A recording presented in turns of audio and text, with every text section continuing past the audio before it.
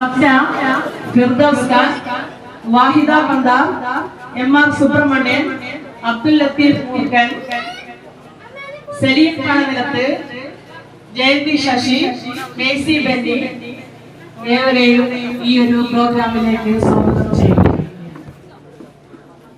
അതിലുപരി നമ്മുടെ ഈ ഒരു ബഡ്സ് റീഹാബിലിറ്റേഷൻ സെന്ററിന്റെ എല്ലാമായിട്ടുള്ള നമ്മുടെ കുട്ടികൾക്ക് താങ്ങും തണലുമായിട്ട് ഏതൊരു സമയം കൂടെ നിൽക്കുന്ന നമ്മുടെ പ്രിയങ്കരിയായിട്ടുള്ള ടീച്ചർ ഫിദ ടീച്ചറെ ഞാൻ പ്രത്യേകമായിട്ട് ഈ ഒരു വേദിയിലേക്ക് സ്വാഗതം ചെയ്യുകയാണ്.